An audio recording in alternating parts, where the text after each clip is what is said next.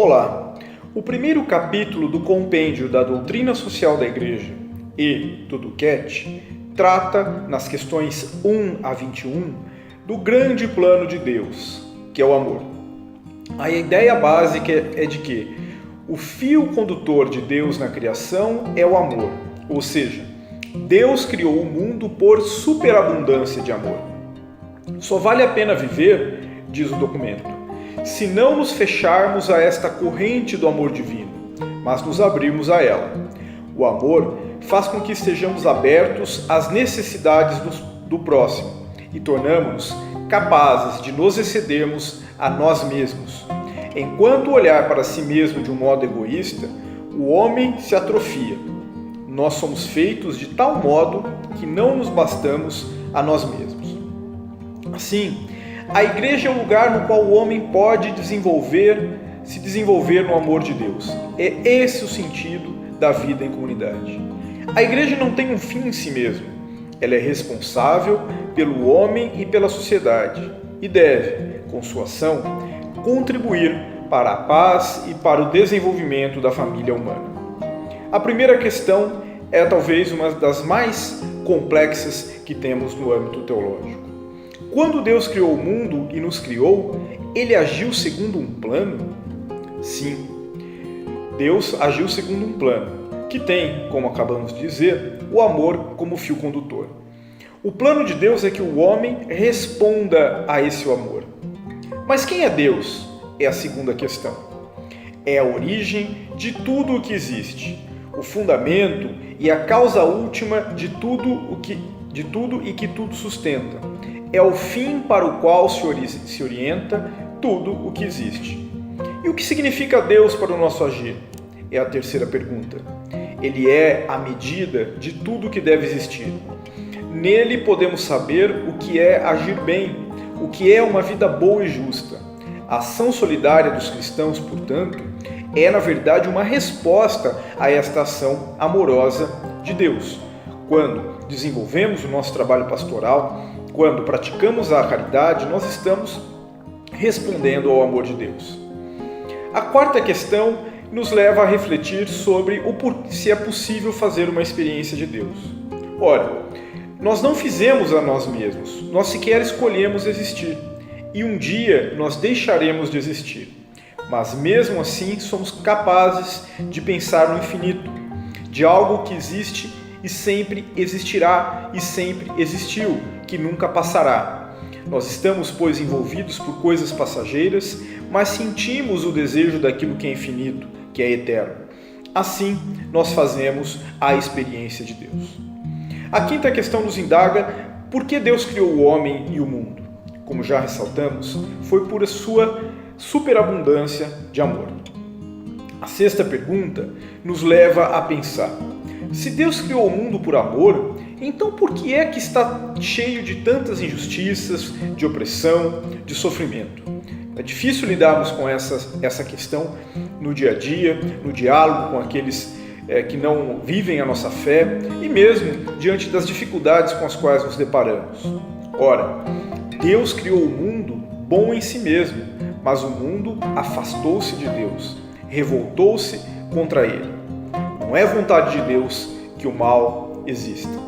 E é importante a gente destacar que o indivíduo não age no meio do nada, ele age dentro de um sistema que no seu todo é mau e injusto. Portanto, não é fácil sair desse sistema.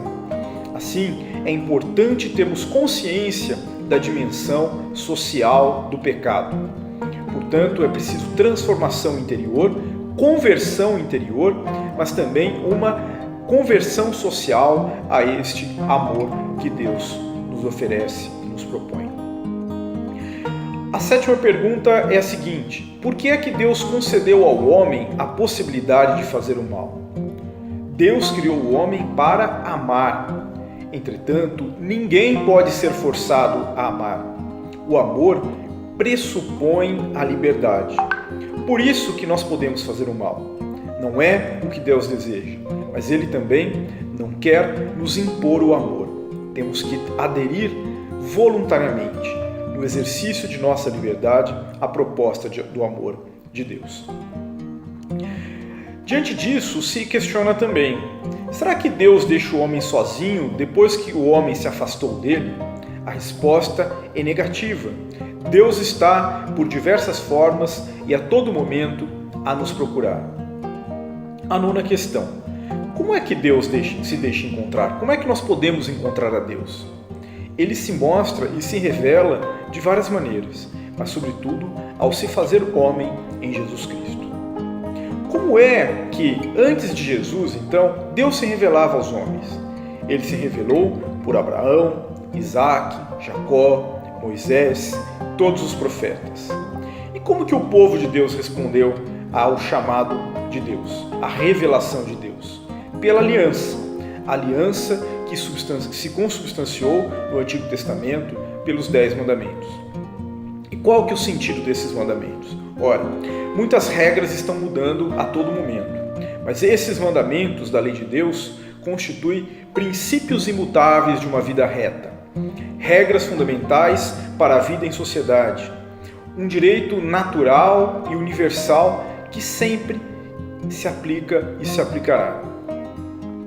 Como é que Deus se revela em Jesus de Nazaré é a 13ª questão. Em Jesus, Deus se faz carne. A palavra de Deus se faz carne.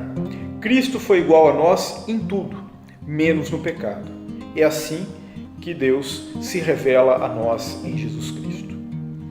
O que é o novo mandamento do amor no Novo Testamento?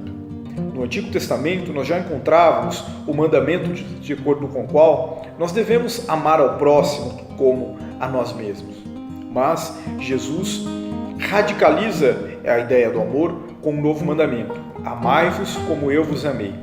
Jesus e o seu modo de viver, a maneira como ele se entregou por nós, é a própria medida do amor. Portanto, respondendo à 15ª questão, a vocação do homem é o amor? Sim, com certeza. Nós somos chamados ao amor. E é possível treinar-se o amor ao próximo? Ou seria um sentimento inato, interior, ou se ama ou não se ama? Na verdade, é possível treinar o amor, pois o amor não é apenas um sentimento, mas também uma virtude. E sendo uma virtude, pode ser exercitado. Por exemplo, cuidando dos pobres, estando próximos e exercendo a misericórdia com os mais pobres e os oprimidos. O modo de lidar com os adversários também é uma forma de exercitar o amor, renunciando à vingança, à retaliação, à violência. A questão número 17 nos indaga se há algum sentido e progresso para a história. Ora, Deus quer a salvação de todos e a liberdade do homem em todas as suas dimensões. Ele liberta o homem em todas as suas dimensões, do corpo e do espírito. No entanto, o homem só alcançará a perfeição na eternidade. Mas isso não significa desprezar o mundo, o sofrimento presente, o que exige do cristão uma atuação para transformar a realidade conforme o amor de Deus. Como se chega, então, a uma mudança na sociedade? Primeiro é preciso uma mudança interior, uma vida conforme os mandamentos de Deus. E assim será possível agir exteriormente, transformando a sociedade. A questão 19 pergunta: por que é que o núcleo do pecado é a alienação do homem, o egoísmo? Enquanto olhar para si mesmo de uma forma egoísmo, o homem vai se atrofiar. Nós somos feitos de tal modo que não nos bastamos a nós mesmos. O egoísmo é incompatível com o sentido da natureza humana. Portanto, precisamos nos libertar dele para nos libertarmos de toda forma de pecado. E diante disso, qual é a missão da igreja no grande plano de Deus? É a questão 20. A igreja é o lugar no qual o homem pode se desenvolver no amor de Deus. É o espaço de treinamento desta caridade, desta virtude, de desenvolvimento pessoal no amor de Deus e de partilha. Então, o reino de Deus já está visível na igreja? É a questão 21. Papa Bento XVI responde dizendo que A igreja existe para que no mundo haja um lugar para Deus. Mas os sacramentos permanecem sinais vazios se os cristãos não traduzirem em autêntica ação a nova vida que lhes foi oferecida. Concluindo este nosso primeiro encontro, a primeira parte da doutrina social da Igreja, proponho duas questões para reflexão. Primeira, qual é a mensagem central deste encontro?